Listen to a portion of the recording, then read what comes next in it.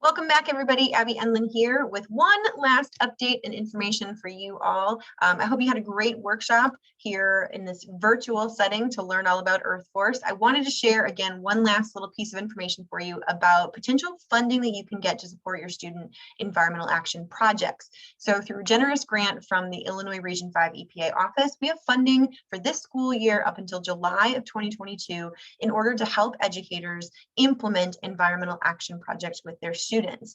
And the first way to become eligible for that funding, you have already accomplished. You've attended an Earth Force Illinois training. Now it's time to take that Earth Force process and start working with a group of students on their project. Once you have utilized kind of those first couple of steps in the Earth Force process and actually have a project proposal, a plan that the students are ready to get going on, that's when you can submit a request for funding from us. Now, there's a few requirements for that funding. One, it cannot go to individuals. So if you are a scout group leader or a homeschooling group, you got to find an organization that you can partner with, a nonprofit that we can actually give the funding to, because we can't give it to an individual person. Second, the funding cannot exceed $1,000. We're not sure we'll be able to really fund your whole project, but at least we can support part of it through this funding initiative. So once you have kind of worked through the project, worked through the process, and you have a project you know your students want to implement, you're going to simply jump on our website, EEAI.net, to the Earth Force Illinois page and follow a couple of simple steps. Couple things to know. Once again, you're going to submit that application for implementation funding, which I'll show you in just a second. There's just one report 30 days after project completion that we're going to ask you to fill out. That report must come with 3 to 5 photos of the project and the participating students. So each student that is in those photos must also have a signed photo release form, which you can see right there on the website. Information about who the funding can and can't go to is also there.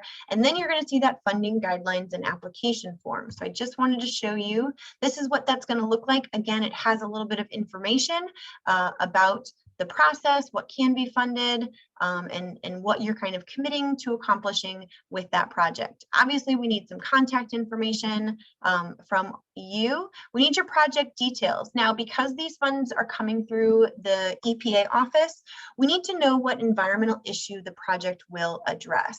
So these categories are pretty wide. So we're hoping that most of the projects your students come up with will fall into one of these categories: ensuring clean and safe water. So this is going to be anything to do with water conservation, water preservation, groundwater runoff, flooding, any of that kind of stuff. Ensuring the safety of chemicals. So that one's kind of specific. Revitalizing land. This is where I imagine a lot of the projects are going to fall in. This could be updating trails, adding a garden, planting plants, planting trees, ground yard maintenance. Really, there's a lot. Trail maintenance. There's a lot that could go into that revitalizing land category. And then preventing contamination. This could be waste, litter, recycling. Again, a lot of things to do with water, chemicals, fertilizers. So lots and lots of variety. I'm sure, hopefully, any project your students come up with will fall into one of these categories. If you have any questions about any of this, or you think you've got a project but it doesn't fit into one of these areas, reach out to me and let's talk about it. Project impact is another big area. This is that defining community aspect. We need to know what the impact is going to be. Who are your students working with? Again, a brief project description. And then your budget. Keep this really, really simple for us. We just want to know, in a simple Excel spreadsheet or a Google spreadsheet, the itemized budget of what your students are going to need, how they're going to use these expenses. And then if there's anything that you guys can provide in kind, even if that's just your own personal time leading the project, we'd really love to be able to show some in-kind match as well. Again, if you have questions, want a template to be able to follow, please don't hesitate to reach out to me with questions on that. And then you're kind of signing this form at the end that you agree to do kind of these following things. Again, it's just that 30-day report, a few photos.